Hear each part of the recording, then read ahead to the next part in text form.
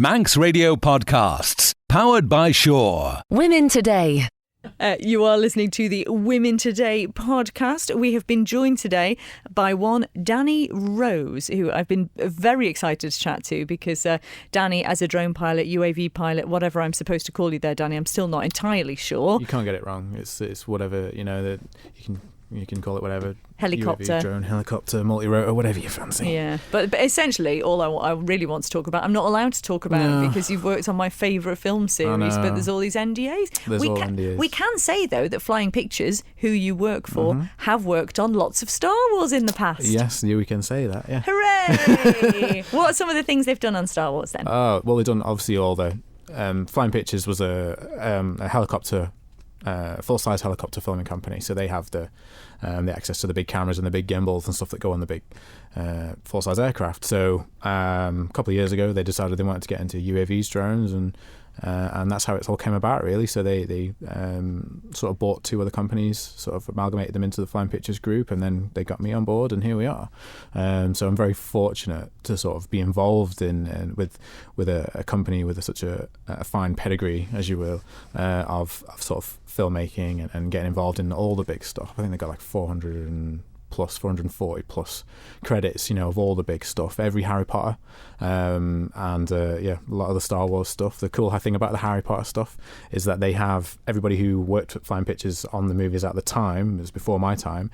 If you go to Harry Potter thing, they have there's a hall of wands, and the Flying Pictures crew have their own wands in Harry Potter world because they did them all because they were like long-standing crew members of all the quite successful Harry Potter franchise. So when I got the offer to sort of come down and fly for them, it was like a no-brainer. It was like, yeah, this is absolutely. Once I knew who they were and was just like, yeah. And I think because what I used to do to what I do now is I do a lot more R&D. I do a lot more sort of design and things like that so we make our own aircraft and stuff like that for specific things, and that ability comes from back in the day of building RC models from scratch. So then that skill set is hard to come by now.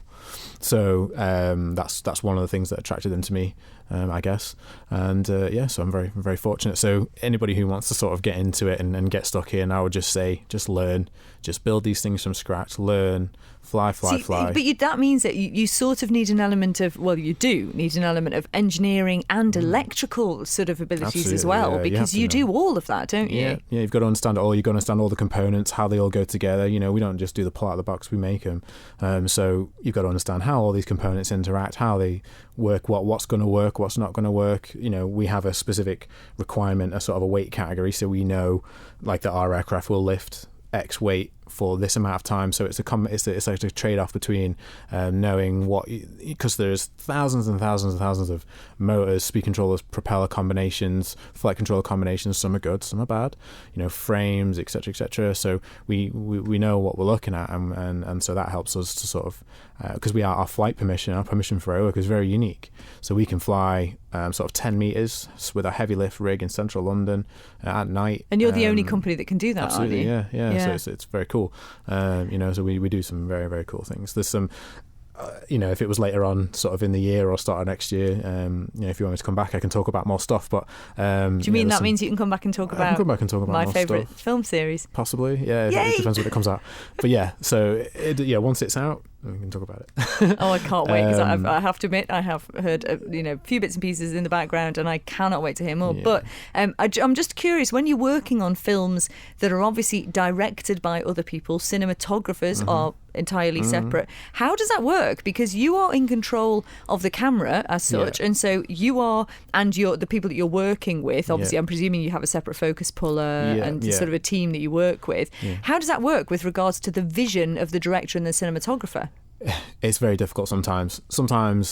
Like the difference between what we do and what others might do is that we have like the cameras that do have the full lens control. So effectively on the ground, when you've got a guy with a camera on a rig or whatever handheld, he's got a camera operator, a focus puller, as you say, all that kinds of, on all the camera technicians, etc. So we have all that, but it's in the sky. So when we obviously get a task, the director very often has a very specific thing in mind, and once they get it up in the sky, it might not look like the way they think in their head that it looks. So trying to give them something that they want can be tricky sometimes. But normally when you get them up and over, as experience, when you a bit more experience, you can go, right, well, maybe this will work, maybe that'll work. So you're not telling the director what you're kind of advising that, gently. Gently. But some directors have worked with UAVs, helicopter stuff, aerial stuff all the time, so they know what they can and can't be achieved, and etc. So the trying to give him what he wants when he can't physically control the aircraft, that's quite tricky. Because they have egos, some of them do, yeah, some of them, but some of them are great, some of them are really, really nice people.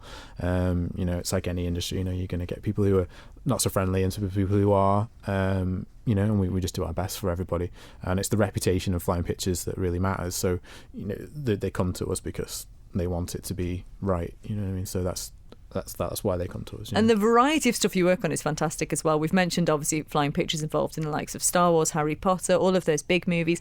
Also, you yourself have worked on things like Midsommer Murders. You've worked on Martin Garrix videos, which, for instance, the Martin Garrix pop video, tell us about that, because first of all, you did something very interesting on it, and secondly, oh my word, it's been watched many times. Absolutely, yeah. So the Martin Garrix video was... so anybody who's into dance music will know who Martin Garrix is.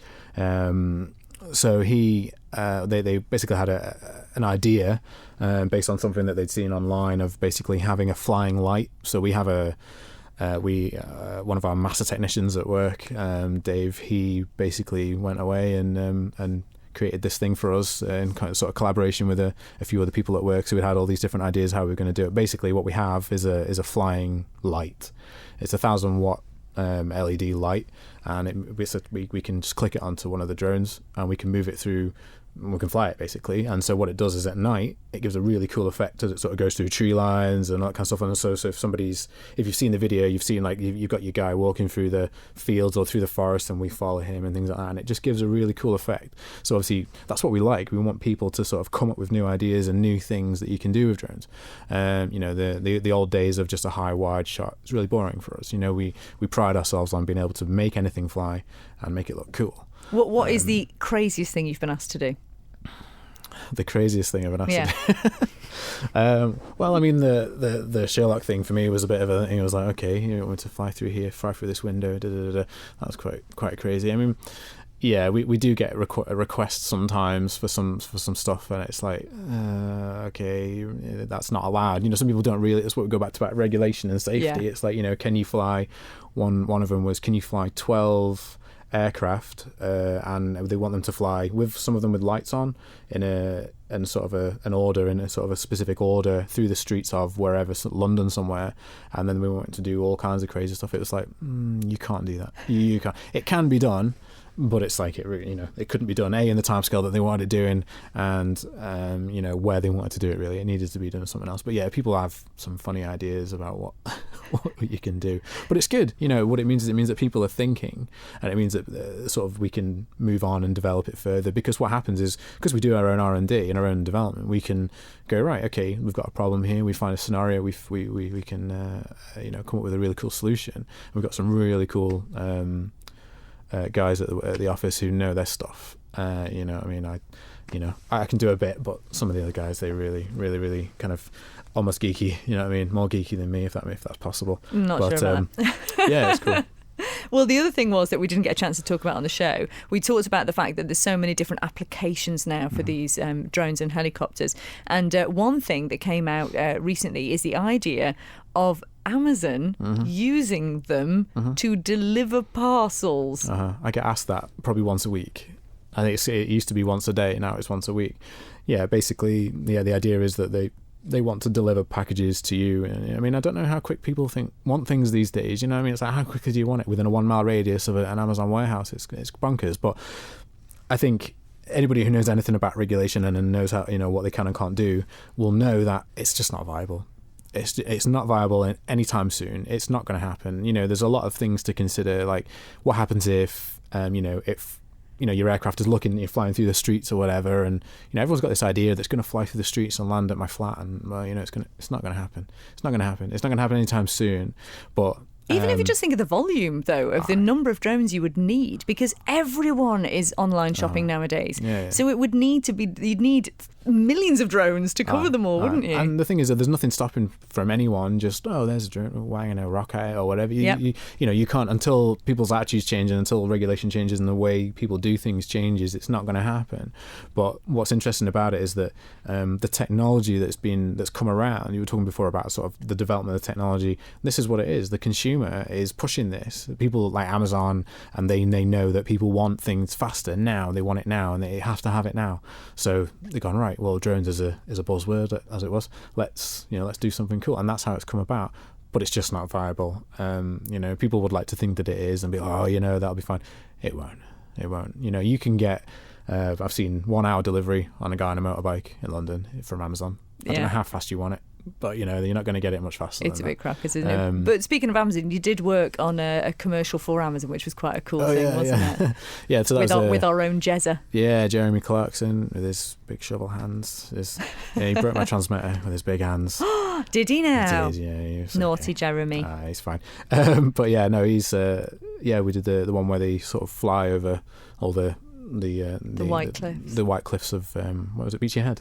Yeah, Beachy Head. So yeah, that's very cool. So because there was a whole number of them, wasn't there? So there was like a swarm. So only a few of them were real, and then the rest were all CGI. But then the good thing about that was that was a sort of because Flying Pictures do drones and helicopters, like full size helicopters. So we did both. We did the full-size stuff, so we got the nice panning shot around it and then the drone stuff as well, so it's a nice integration.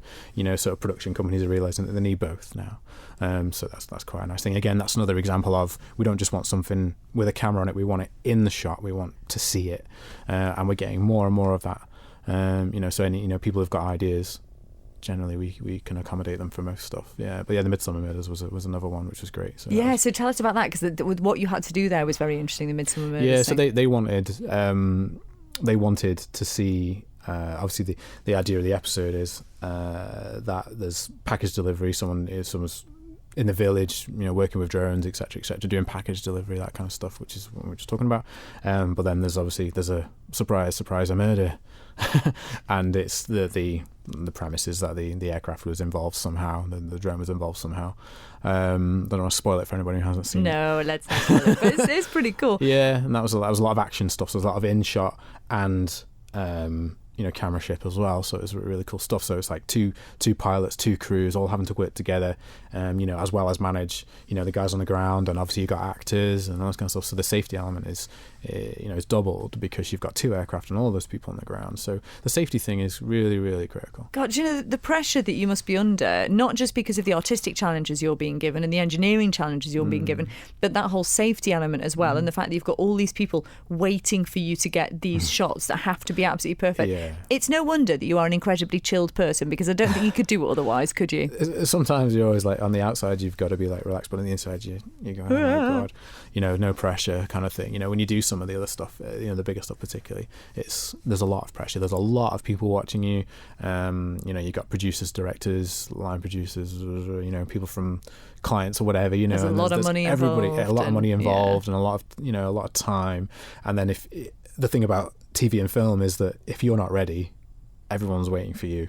And if you're not ready to go, it's kind of, I always say with these things, it's like a hurry up and wait scenario. So your call time could be 6 a.m, you'll get there and you might not fly till like 9 o'clock at night, because they've either been delayed or they're not going to get to you, or and you could be stood there. What about the weather? That must affect you quite a lot. Yeah, it's like any bit of kit. I mean, we say, very, very, very light precipitation, really. But we can have them covered does that up. not Wind, affect you? Yeah. So we limit ourselves to 20 miles an hour, which is high. You know what I mean? But it's also down to the pilot to make the call. At the end of the day, it's the pilot's responsibility to make sure that aircraft can be flown safely, no matter what you're doing and where you are. So that doesn't just apply to me. That applies to anybody who's flying anything, anywhere. That overriding thing. So, if I'm not happy or whatever, I'll do my best. But it's, if I'm not happy, then that's it. We don't fly, and it's not an ego thing. It's a safety thing. And directors and producers and stuff like that understand that. You tell them, look, this is going to be a bit of a choppy day, we're not quite sure if we're going to get up, but we'll see what we can do. And they go, yeah, cool, that's fine. They now know not to put the pilots and the crew under too much pressure to get up there and do something unsafe, which we would obviously never do. So we just okay, I have to ask you, and it's a fairly obvious question, but has it ruined movies for you? Has it ruined movies for me? Yeah, I didn't think it was going to, but we're always me and me watching telly or whatever, and it's like drone. That was a drone. That's done with a drone. Is that a drone? Yeah, that's a drone. Yeah, helicopter. Yeah, it does. Have they taken the place of cranes even now? Because they can do from standing, can't they? Just we do it like from the ground. Yeah. We've done shots where we've gone like really, really high, wide, really, really low, down into a courtyard, through a corridor and back out again, or we've done like through tree lines, and we've done really, really high stuff, all kinds of stuff. It's it can be done, yeah, but that's what it comes down to about the pilot skill level. You have to be able to sort of not only not just fly in a straight line, but manage the aircraft in that way, because at that point there, your aircraft, you've got no assistance. If you're underground, we do some cool stuff underground with the light rig and stuff like that, and if you don't know what you're doing, you're going to have a big problem really quickly. So yeah. Well, bringing it right back to the beginning, just to wrap everything up, we did have a question during the show which we didn't have time to get to, and it comes all the way back to where you started, Danny, which is quite a nice way to end it. Adrian messaged to say, it's obviously hard work and expensive when you set up aerial imaging services. Do you have any regrets about setting that up, which was obviously your first company, or do you think it set you up for moving on and getting all of these professional positions that you have had since? Yeah, absolutely. I mean, everybody's got to start somewhere, haven't they? You know what I mean? And I was very fortunate. I've always said I'm very lucky to do what I do. It's like there's lots of people want to do it, and lots of people can do it, but to be doing this kind of stuff is unique, and this opportunity doesn't come up very often. So it's kind of like, if you can, take it and do it, and try it, and why not? You might get lucky, and you might get to where I am. And I'm not under sort of any illusions. I'm not the biggest or the best. I'm just lucky, you know what I mean? And I've obviously the right place at the right time, and had something that somebody was looking for, and managed to get where I am now. So yeah, absolutely. Aerial Imaging Services was a great time. I met some really cool people whilst I was here, and then just obviously the opportunity to go away and do the industrial stuff, and then obviously now in the TV and film stuff, it's like, who knows what's going to happen in the next 4 or 5 years? We just don't know, but it's very cool, and I can't wait to find out. It really is. Well, Dani Rose, it's been a pleasure talking to you today. Do let us know where is the best place for us to look to keep up with what you are doing. Where can we go to? Well, you can go on Facebook. I think the company has a Twitter feed as well, so you can see what cool stuff we're doing. And obviously, as sort of projects that we've worked on have come out, and we can start talking about them.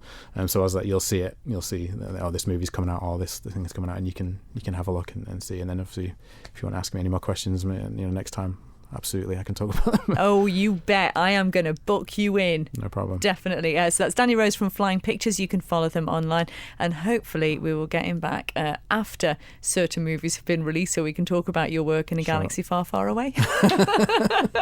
Thanks very much, Danny. Thanks. Women Today. Don't sit in the slow lane. Join the fast lane right now with Shaw's all-new Superfast Plus broadband.